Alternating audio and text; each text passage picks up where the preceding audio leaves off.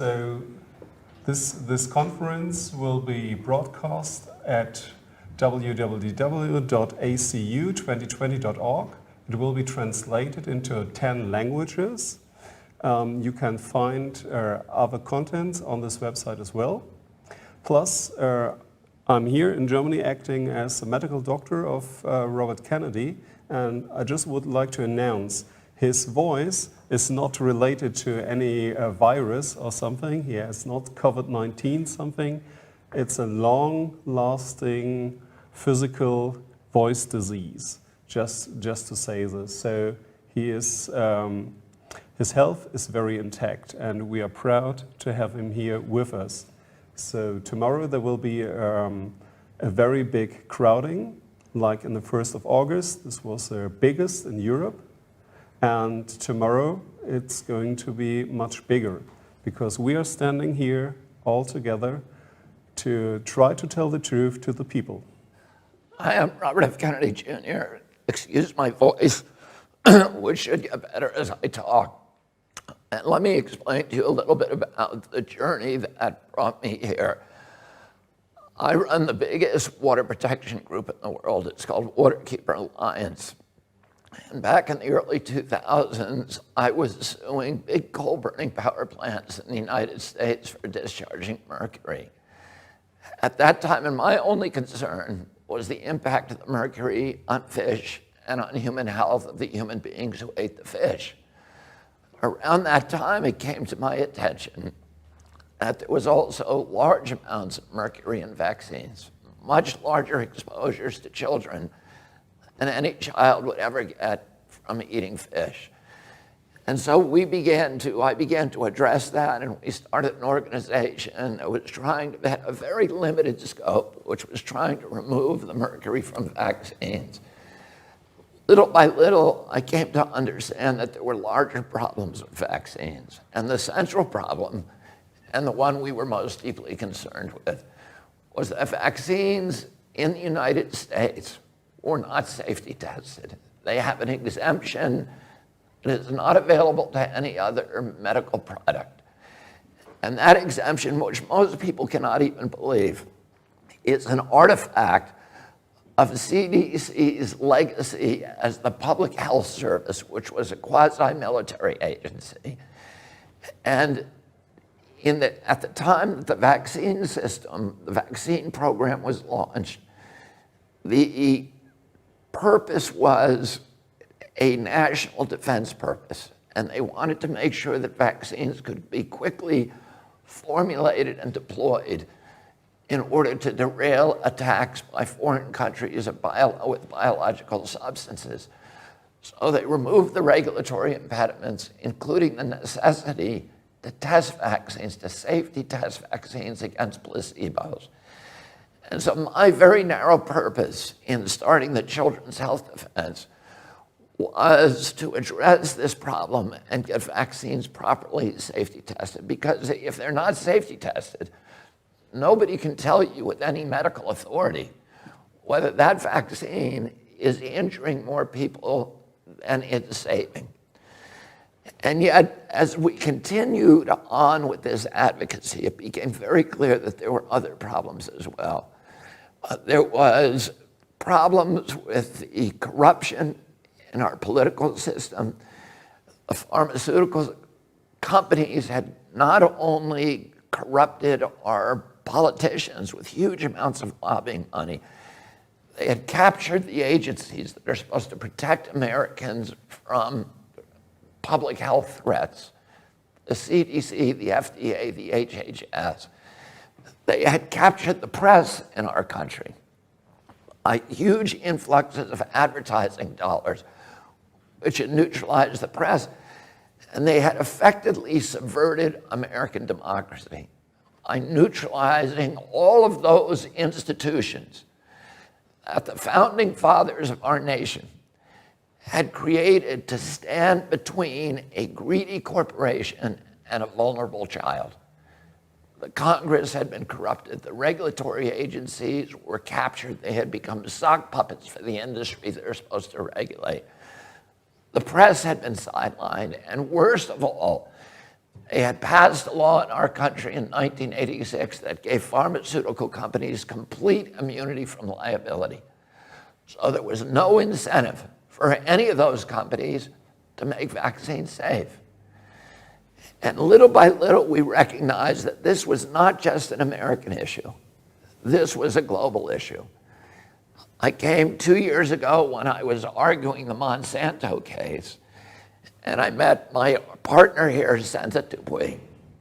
And Senta already understood the connection that had taken me so long to formulate between toxics in our environment, the capture of our agencies and our political structures by those powerful companies. She also recognized that pharmaceutical companies were the most powerful, more powerful than oil, more powerful than the chemical industry, and a greater threat not only to our children's health, to all the institutions of democracy, not in the United States, but all around the globe. And I'm very glad that Tina Choi helped Senta to organize Children's Health Defense Europe. We are here today to announce, to launch the beginning of this organization. We've been very, very successful in the United States. We recognize that the pharmaceutical industry is operating and capturing politicians and running governments in every nation on the globe. And if we win this battle just in one nation, the United States, we're still going to lose it globally. So we need people of goodwill, people who have courage, people who have a nonconformist way of thinking, who understand that we are being lied to, that the entire political structure today is saturated in pharmaceutical propaganda. And we have watched over the past few years something that is extraordinary. We are at an inflection point, I believe, in human history. The largest and most critical inflection point that humanity has ever encountered. For many years, totalitarian and authoritarian states have used the power of fear to engineer compliance in populations. I grew up understanding what happened in World War II in our country, and during the Nuremberg trials, Hermann Goering was asked by the prosecutor, how did you make the German people comply? And Goering said, it's not just Germany. This works in any country, whether it's a fascist country or a communist country or a monarchy or a democracy. All the rulers need to do is to tell people that there's something they need to be fearful of, to point a finger at that source of their fear. And you can make human beings do anything you want. You can make them go to slaughter like sheep. You can make them obey. During the same Great Depression that spawned Adolf Hitler, we were very lucky in our country that we had a leader, Franklin Roosevelt.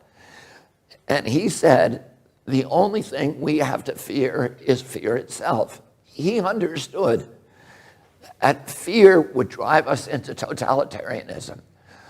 Well, the biosecurity agenda that people like Bill Gates and Anthony Fauci and Davos and all of these people who are running now the global economy, they have understood for years that they have a power that no totalitarian government has ever had available to it, which is the biosecurity. You know, in Hitler could point at the Jews and say, those are the big threat. We need to be frightened of them. And everybody else needs to obey so that we can fight them off. Other countries were scared of the Bolsheviks. In the United States, you know, our demagogues point to the Mexicans or dark-skinned people and say we need to be scared of them, or terrorists.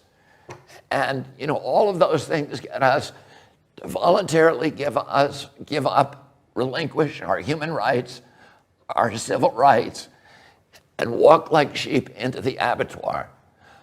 But now they have a source of fear that is the most pervasive and all-encompassing power that they've ever had, which is the fear of pandemics. Governments love pandemics the same way that they love wars, because it gives them power, it gives them control, and it gives them the capacity to impose obedience on human beings. And today we have an inflection of new technologies that give governments the capacity to impose controls on populations that have never been imagined before in human history by any tyrant in history. We have 5G, which has created a surveillance state. 5G is not here for your benefit. It's not here so that it's going to make your life better because you can download your video game in 6 seconds rather than 29. The only reason for 5G is because it allows these big data companies run by Bill Gates and Mark Zuckerberg and Jeffrey Bezos to harvest our data, to listen to your conversations on your cell phone. They've always been able to do that, but there was no way for them to transport that data, to subject it to analytics, and then to monetize it and to sell it.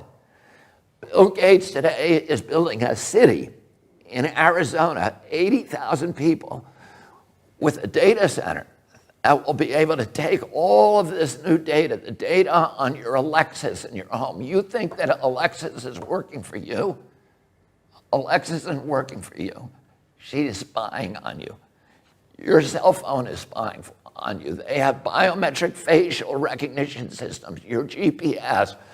All the satellites that Bill Gates brags that his satellites will be able to monitor every square inch of the planet 24 hours a day. They're going to know, and then they have another innovation, which is digital currency. And once they have digitalized our currency and gotten rid of the cash economy, they have absolute control over us because they'll be able to tax every transaction. The banks will be able to cash in on every transfer of wealth, every transaction, no matter how minuscule, no matter how small. But also they'll be able to enforce obedience, because if you're disobedient, they'll be able to shut down your bank account and starve you, and you'll have no access to cash. And many people argue that this pandemic was a plandemic, that it was planned from the outset, that it's part of a sinister scheme. I can't tell you the answer to that. I don't have enough evidence. A lot of it feels very planned to me, but I don't know. I will tell you this. If you create these mechanisms for control, they become weapons of obedience for authoritarian regimes, no matter how beneficial or innocent the people who created them. Once you create them, they will be abused. 100% guarantee that they will be abused. And all of the people who are out on the street now, who are arguing with this new imposition that we're seeing all around us of authoritarian control, of people being told, wear your mask. And you know, I think everybody in Europe, everybody in Germany, everybody in the United States, if they were told, here's why you should wear a mask, here's the science that says it will help, here is the science that says it works, that you will stop transmission to other people, everybody would wear it with no problem. What we know is that we're not being dealt with honestly. We're being told, this is the science. But it's not, it's an appeal to authority. It's science because Tony Fauci and Bill Gates tell us it's science. We want to see the studies. We want to see the studies on hydroxychloroquine. We want to see the studies on whether the lockdown is killing more people than the coronavirus. We want to see real science and real risk assessments. And we are not going to take the word. My father told me when I was a child, people in authority lie. And we all, if we are going to continue to live in a democracy, we need to understand that people in authority lie. People in authority will abuse every power that we relinquish to them. And right now, we are giving them the power to micromanage every bit of our lives 24 hours a day. They're going to know where we are. They're going to know the money that we spend. They're going to have access to our children. They're going to have the right to compel unwanted medical interventions on us. The Nazis did that in the camps in World War II. They tested vaccines on gypsies and Jews. And the world was so horrified after the war, we signed the Nuremberg Charter. And we all pledged when we do that, we would never again impose unwanted medical interventions on human beings without informed consent. And yet in 2 years, all of that conviction has suddenly disappeared. And people are walking around in mass where the science has not been explained to them. They are doing what they're told. They are these government agencies are orchestrating obedience. And it is not democratic. It's not the product of democracy. It's the product of a pharmaceutical-driven biosecurity agenda that will enslave the entire human race and plunge us into a dystopian nightmare where the apocalyptical forces of ignorance and greed will be running our lives and ruining our children and destroying all the dreams and dignity that we hope to give to our children. And the launch of this organization, Children's Health Defense in Europe, is a beachhead. It's an announcement to the world, and we are not going to take it. We are building institutions to fight your institutions. And you have global institutions, and we now have a global institution. And we are going to be out tomorrow with the biggest crowd in German history, and they're all going to be saying peacefully the same thing. We are not going to let you take our democracy away. We are not going to let you take our health away. We are not going to let you take our freedoms away. We are not going to let you take our children away. And I'm very proud of the people that I'm sitting at this table with, who are people who have the courage to challenge, to speak truth to power, and to think independently, and to break away from the orthodoxies that are enslaving so much of the human race. Thank you.